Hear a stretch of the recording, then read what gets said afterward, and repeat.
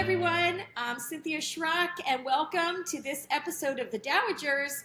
I'm joined with. Sharon Smith. Hi, Sharon. How are you? I'm good. I'm good. It's good Good. to We are talk The to you. Dowagers, and we are filming our next episode here, and we're so happy that you've joined us. This episode is going to be fun. And then we also have some fun announcements too when once we get done with this about our Israel trip coming up. I do want to say something like that at the front end because we also remind them at the end. Sharon and I have an Israel trip coming up for anybody that would like to join us, but we're especially wanting widows to join us because what a better time to be in Bethlehem in the Holy Land than at Christmas time. So we're going December 6th through the 18th. Are you excited about that, Sharon? I am so excited. I wish it was here already. The more people that I talk to about it, they're like, oh my gosh, it is amazing. You'll never come back the same. Yeah. Um, and I told one person she started crying because she was so excited for us and for everybody that will be joining us. Yes, so we're definitely going to chat Yeah, about so, that. so we've got those fun things coming up. Also, make sure that you are following us and liking everything too. But today's episode, we are going to be sharing about when life gets hard. And Sharon and I, we have literally had probably the last month from, it feels like the month from hell that once again, it's like, have I had enough? And already, it just feels like we just have things unleashed on us. Um, but I want to start off with I don't think people realize how much you miss your spouse until things come up that they really took care of. And there is a reason that this podcast is for dowagers, for widows, um, because we need Jesus. I mean, that's all there is to it. And we need God in our lives because it is really hard. Now, can our episodes be watched by anybody? Absolutely. But I want to make people aware that even though our episodes can be watched by anybody, our situation is not the same as a divorce. It is not the same as a single person. We were in committed relationships, loving, wonderful marriages, and our husbands were ripped away from us, and they filled a role Right. in our lives that are now gone. And I'm not saying that we're weak when we go through a hard time like this, but when you have somebody who's that steady with you for, I mean, how you guys were married, what, 43 years you said? 42. Yep. 42 years. And Eric and I were married 31. When you're married for that long, you do get into a rhythm of life where certain people take care of certain things. And it comes down to strengths. I mean, even Sharon, you and I talk about that, even here on the podcast.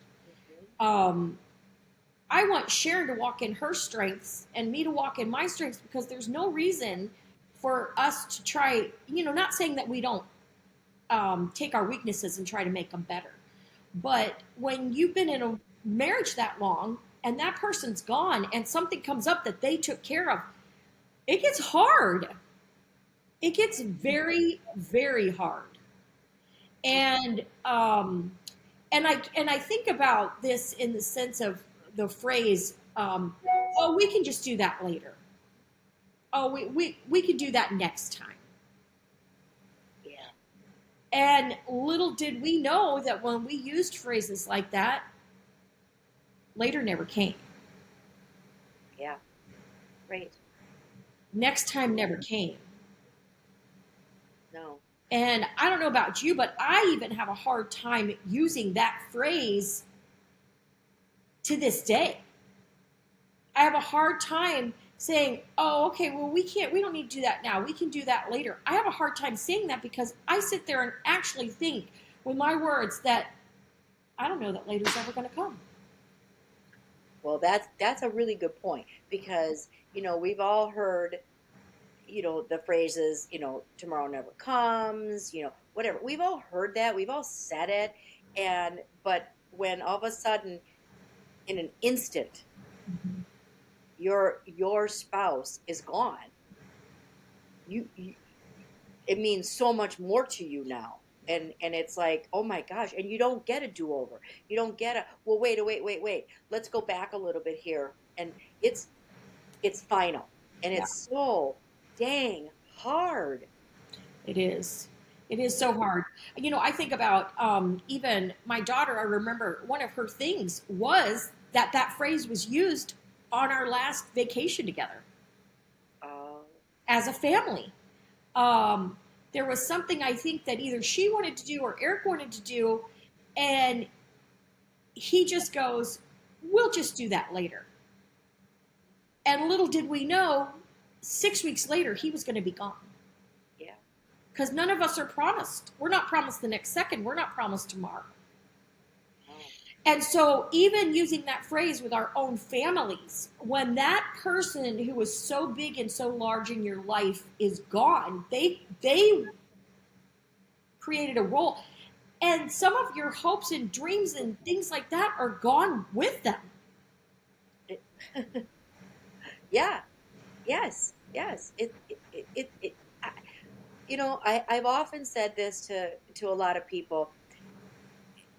Well, now you and I and many others are experts in this, right? We don't want to be an expert in this, but we got thrown into this role for a reason, I guess. There's a plan in our life. Um, but until you have until you've experienced whatever it is, whether it being someone had breast cancer, somebody had, some other kind of cancer, some other kind of illness, loses a limb, uh, loses a child, whatever it is, until you have experienced it, you cannot truly understand Mm-hmm. that. No, you can't. And so, that's where we are right now. So we didn't even have we just like most people who have not experienced a loss of their spouse, we didn't understand it until it happened. And it happened, now this is our life, and we'll roll with it every single day. But you cannot understand how this feels. And we got thrown into this like so many other people, and all those things that you thought about for the future, the trips, we're going to go, oh, well, let's try that restaurant. Let's go over there. Let's get new patio blocks. Let's get new, whatever it is, big, little, I don't care what it is. It's gone. It You is. now all of a sudden it's like, okay, what do you want to do? Because now you have to do this. You have to figure this out. And it's not a we anymore. No, no, it's not. When I say this, because, I've got, and just like you have, just in the last month, I guess, gone through some real struggles. Mm-hmm. And even our children cannot understand this, Mm-mm. right? And sometimes I think that with, like, I'll just say my kids, that they always saw how Jeff and I did things, and so then it's like, oh, okay, well, now just, dad's out of the picture, so it's like, well, it's just you moving forward. And it's like they still think that we can do those same things, and Right. we can't, because we were a team. Jeff had his jobs, I had my jobs, and whatever that was that we brought into the marriage, what was our strong points or whatever, just like you and Eric. And now all of a Yeah. sudden that, you know, that our other person is not there to be the other one, and it's like it's so overwhelming some days, Mm-hmm. and there's so much that goes into that. Well, There's that's why it's called marriage because there's two people involved. right. I and I don't care whatever you do. When there are two people doing something and then all of a sudden that person is gone, that's a lot to Yeah. leave, especially if there were decisions and things. I mean, just to be completely transparent, I'm having a hard time right now. Mother's Day is coming up this weekend, and Yeah. I'm just really having a hard time. I'm coming up to 20, it'll be 20 months on Mother's Day that Eric's Oh, been gone. okay. Yeah, right on Mother's Day. And I have had such hard weeks the last several weeks of just feeling attacked and attacked. And these are things that he would have taken care of. Yes. I Yes. mean, even something, this is so stupid and so small to a lot of people. It would be. But like last week, we're in a brand new subdivision when we moved in here in 2019 and everything. And so last week, we had our very first ever HOA meeting. And being a part of a neighborhood, I thought, I need to go. There have been some things that have come up, like any HOA. And I thought, well, I need to go. And I can't even begin to tell. I was so struggling to go. Hmm. I didn't even, I was having the hardest time thinking about even going Yeah. because this was right up Eric's alley. He understood all. He was a realtor, real estate broker, property manager, so he knew all the laws, all the rules, all of this stuff. And just to even go to this thing, everything within me just I didn't even want to go, but I knew I had to go Hmm. because I live in this neighborhood. I need to be there. Right. And and so I called up Ashley and I said, you know what, Ashley? I said, I know this is so weird, but could Cody meet me there just so I feel like I have somebody there to support me? Yep. And he came, best son-in-law of the year award. And I was so thankful that he came and sat there with me, but my heart just ached Right. Because knowing that Eric would have taken care of this. yep. Yep. I mean, I know it's just so silly. There's decisions and choices that have to be made that we're thrown into that we don't want to make. And I know that there's lots of people. I mean, that's part of living in this life, and that's just life as a whole. But when you're doing this, when that person that you still want to be there is no longer there, it makes it even harder. Especially when this is a weakness for me, but it would have been a strength for him. Because that's what we did for each other in our marriages. Yep. That's just so true. Where It's like he was you weak, I was balance. strong. Yes, yes, it's a balance. It was totally a balance of the two of us. Yeah. And so it makes it so hard when you're facing stuff like that. It's kind of interesting because it's like, okay, so you're 20, you're going to be 20 months out. I'm going to be 21 months out. And you think, I mean, I think some people feel like, okay, you should be like, okay, you should be kind of like used to it by now. Used to it. It's like that's not how it is at all. It's No. actually, I don't want to say it's worse, because when this first happens, you're just, my God, you can't breathe, right? But now, but you're in a like a storm within your body. You don't even know what to do with it, Yeah. right? You can't Yeah. even think. But now reality has hit, and now you have to move forward. You have to do things, and you're like, but I don't know how. I don't know how to do some of these things, and so it's almost like you woke up from this Yeah. nightmare, and so you woke up, and now you're like, okay, well, where am I? What am I doing? And it's a reality. It's a Yeah. reality. I think that's probably the word. And people, and gosh, and I'm sure when you went to that event, you know, you you didn't play the poor widow, It's like, oh, the poor one, I don't know what to do. You tried to put your game face on, right? Yes, Try to put yes. that face on so that it'd be like, okay, I can do this. I can do this. And not make everybody else go, oh God, oh geez, don't talk to her, or what do we do with her? Whatever. We don't want that, but we don't know what to do always, right? Right. And so it's like, so we kind of fake it on the outside a little bit, but on the inside we're just like, oh boy, oh boy. And not only are we not don't know what to do, we're lonely. We miss our person. We Yes. miss our Yep. person. And it's like, gosh, that seems to get worse as time goes on. It's like, And the further away we are from it, the further I feel he's being erased. Does that make sense? yes, yes, and we don't want that. And I We don't hate want, that part. I hate that part. yeah. You know, talk about, some silly things that came up. So this is a while ago, maybe a month and a half or so ago.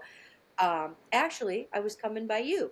So when I came by you the last time, I knew that I needed air in my tires because that Jeff was the car guy. He took care of the cars, right? That wasn't my job.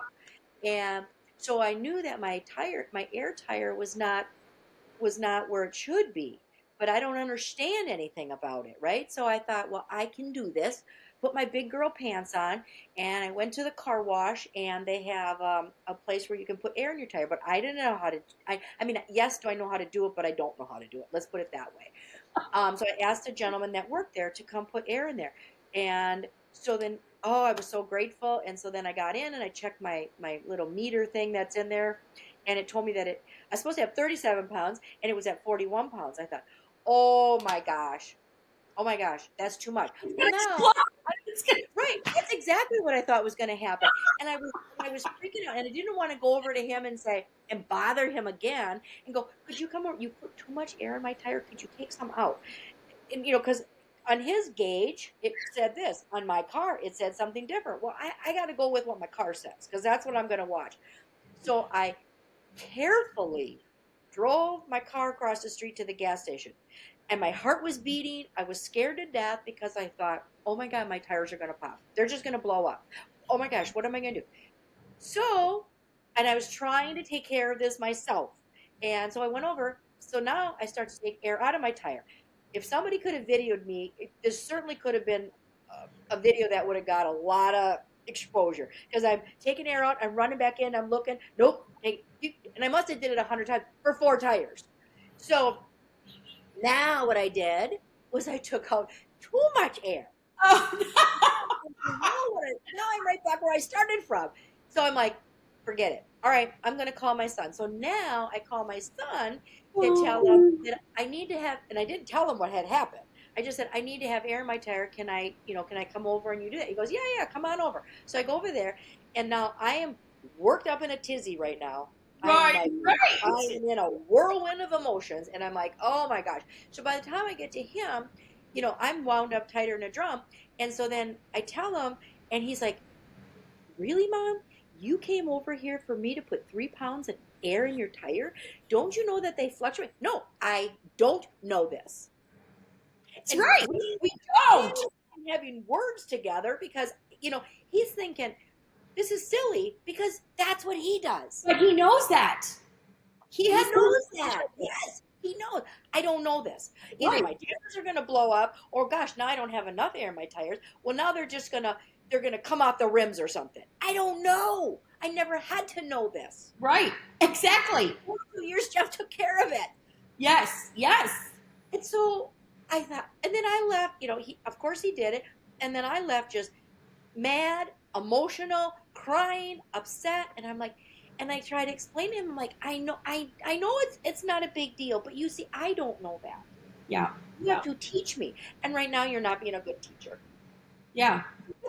You Yeah. know, play, so that was just that, but that's just one small little example of Because we're grown women, and we're actually very capable and very strong. And on top of it, we are now dowagers. We're not right, widows, we're right, dowagers. yep, Which there's a strength behind that.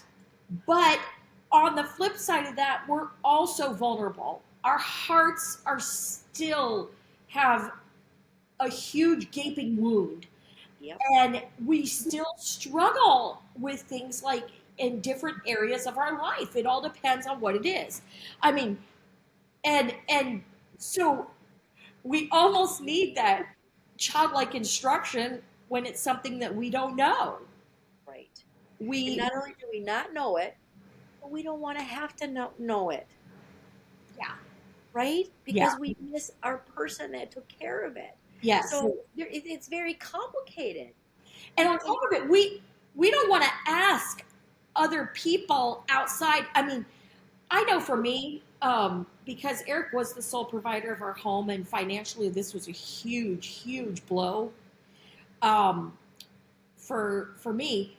Every time I go to want something done, it seems to cost me so much, and it's like Eric would have just done this, and it would have been free. And when you and I talked a couple weeks ago about this particular episode, you said something, um, and I wrote it down. You said something that it's so hard to ask others for things, people in our lives who are very capable of doing something, but they won't follow through with it. That is a hard thing for us as dowagers. yes.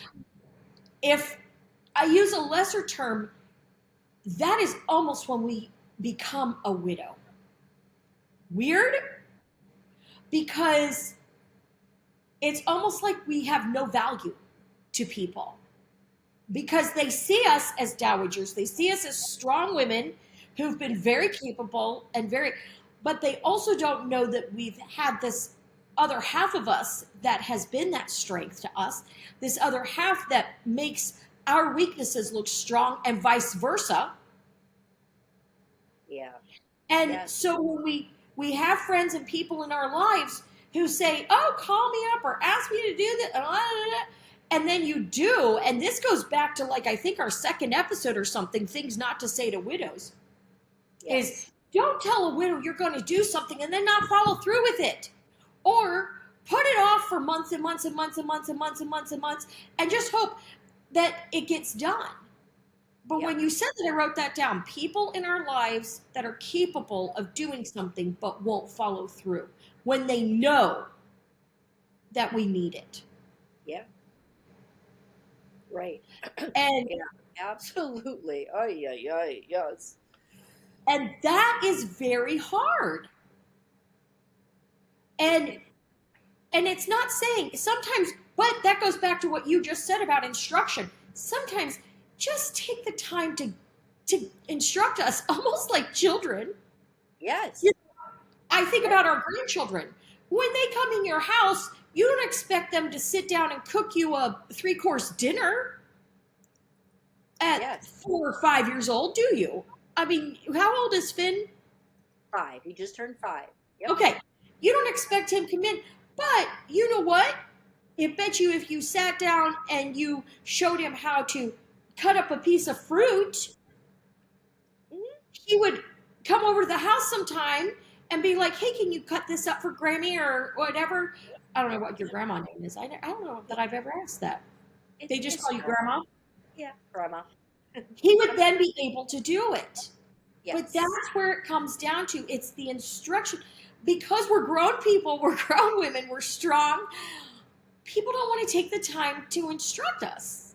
Does is that to me is You that's the got disconnect. it. Mhm. Yeah, because they think you got it. Oh, you got this.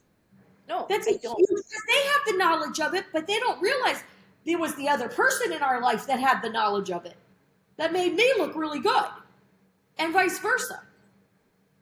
Yes. Well, and I think when we had this conversation, that's when my sewer backed up into my kitchen, my dining room, and my living room and laundry room. And I was like, oh, I'm beyond right now. I'm just beyond. But so I said, you know what? and I love, don't get me wrong, I love my house. This is our home. This is our house. Jeff is so much a part of this home. And I would hate to leave here, but I thought, you know what? Maybe I have to leave here. Maybe I have to sell this house and move because I cannot, to maintain a home is a lot. It's a lot. And It's a lot. and because you don't know everything to do. And Mm-hmm. so I started doing some real deep thinking about this, and I said, all right, so if I sell this house, then I need to buy something else, and I need it to be conducive for me and my dogs. And so I was like, okay, what do I do here? And or do I put a handyman on the payroll, be so that my rent a husband, right, or hire a husband to do some of the things that I can't do. But it's not only that. It's like sometimes you just need advice. Okay, so all right, so this happened. So who do I call?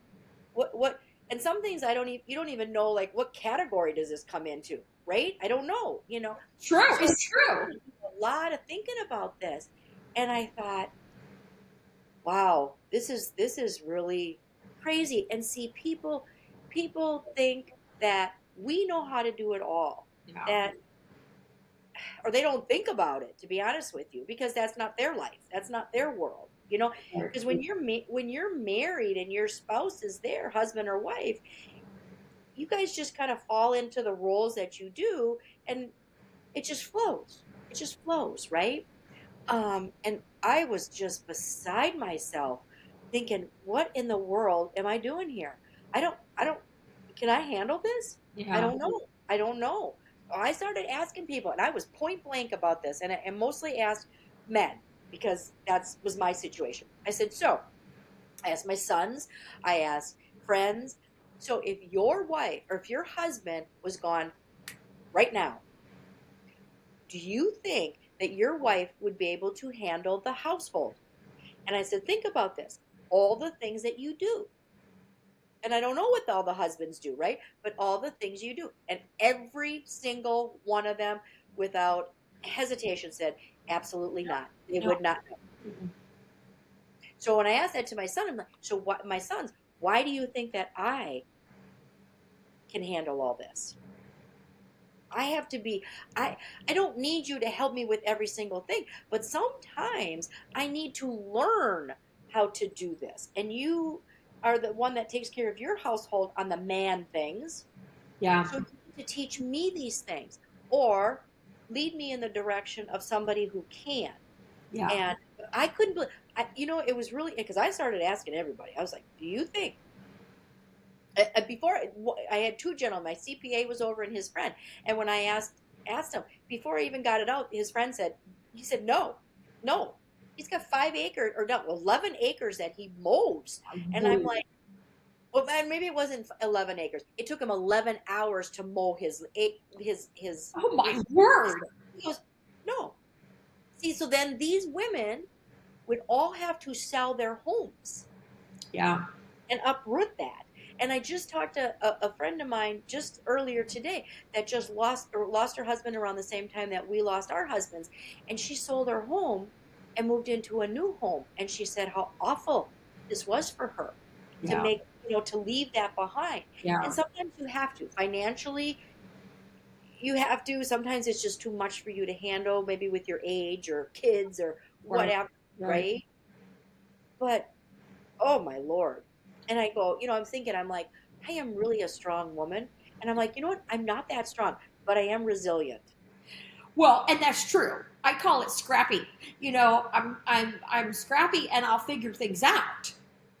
And part of what we portray on the outside to others, Sharon, let's be honest, is that scrappiness, is that Yes. resilience.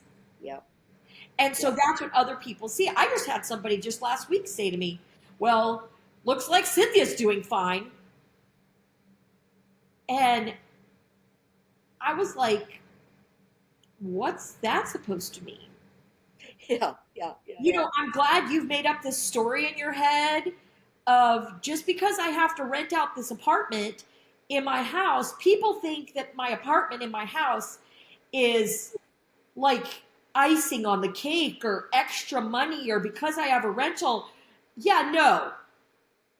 I need that to survive Yep. or else I don't live. Yep. Right. Right. And neither one, you or I, don't want to be a bag lady on the streets. No, I really don't. I would rather not, please. And part of this is I can't see that. I see this apartment as a blessing that we happened to buy this house just 2 years before all this happened, not even 2 years Right. before all this happened, and knowing that this apartment has literally saved my life. Yes. You know, but it's that scrappiness that so many other people see. Eric, I'm going to bring a life lesson that Eric used to teach to people, to his men's Bible studies in church and stuff like that. He used to call it the 45-minute window.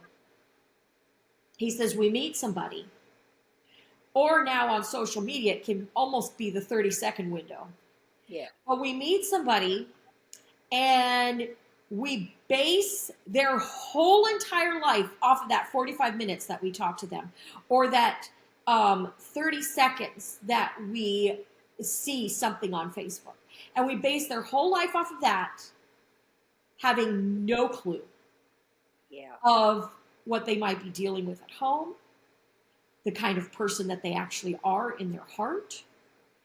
And we begin to think that we have shortcomings because of what we see in others. Or, for example, whoever that person was that said that, oh, looks like Cynthia's doing fine. Come talk with me. I'll let you know. Yeah. Yeah. You know? Ask me. Yeah. Ask me. Truly ask me. Yeah. Not, how are you doing? You're truly interested. You're moving on. Yes. Truly ask And it me. was almost as if, well, she's doing fine. She didn't need Eric. That is so not true. And that's really what I want this 2-part episode to be, because this is going to be 2 parts. Yep. I want this to be people to understand that it's not all sunshine and lollipops and roses. And we're almost 2 years out. And it sometimes gets harder before it gets easier.